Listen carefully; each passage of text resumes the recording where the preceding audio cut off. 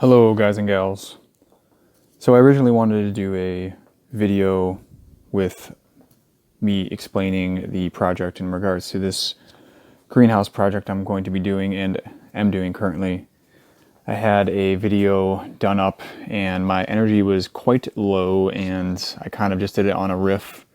So I'm just going to, for this initial video, show some pictures and then give an idea of basically what the objective is here.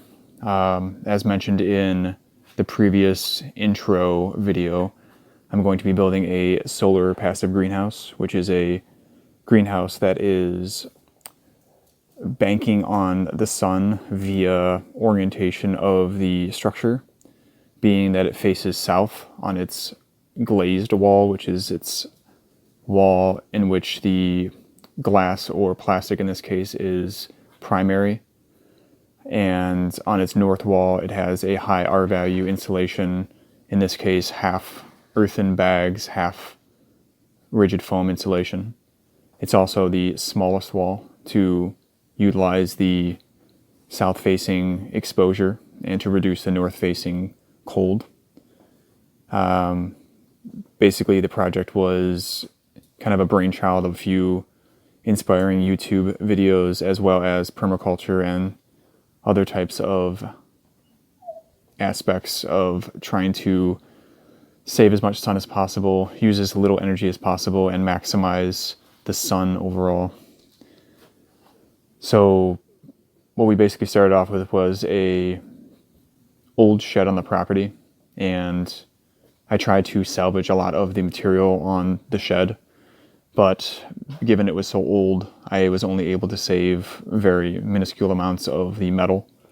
And basically I started with cutting into the ground adjacent to the shed to kind of give myself an idea of the area I was going to be working in. And after I got an idea of that, I decided to start deconstructing the shed. And through that process, I got a pretty good idea of what I wanted to do. And while I was doing that, I decided to get some gravel from a recycled source, which was basically crushed up driveways and that sort of thing, usually used for current driveways, like dirt driveways, and also for septic fields. And I basically cut into the ground in the shape in which I wanted to build a greenhouse and started a run of gravel bags in poly bags, like a woven poly bag. And you can kind of see that here. And I cut at the ground, put the bags down. The idea here being that you don't want to put the earthen bags with the soil in there on the first run, because the water would wick up through the bag and saturate your wall, and you would have kind of a freezing effect and or a wet wall. So the first couple runs you want to do gravel, and underneath the gravel typically you want to do something such as a foundation. In this case I did a kind of a rubble trench because it's not going to be load bearing. And so I did that about a foot down, and then I put the gravel bags, 2 runs of those on top of that.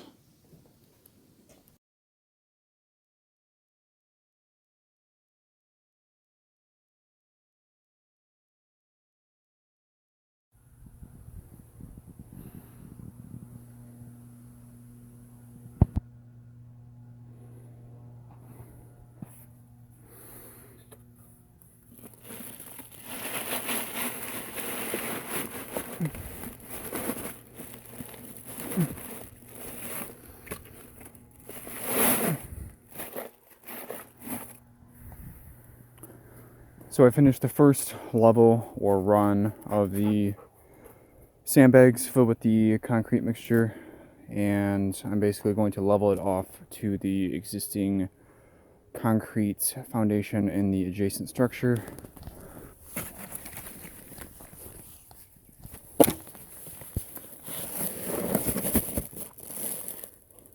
So after the gravel bags were filled with 2 runs, I did earthen bags following that, as you can see in the previous 3 little clips there. Filling the poly bags with earth, mostly, well, all of it was actually on site, besides the gravel that I added in for a little bit of extra stability while compacting it down. So I'd say like 90% earth, 10% of that gravel kind of sand mixture. And I did a full another run of those, as well as in the center of the structure there where the sandbags are surrounding, I did about a foot or so of the gravel to kind of build up a platform to be able to put these bricks down, which you'll see in the next picture. And the bricks were already inside the shed, so it was on site, and I could reuse those. Also, the bricks are directly level with the concrete platform, so that will go all the way the length of the greenhouse. And then in this last picture here, I actually ripped down the rest of the shed there. That was quite a job to do by myself, and it was loud and kind of dangerous, but fun. And that, I think, will do it for this rookie video of mine.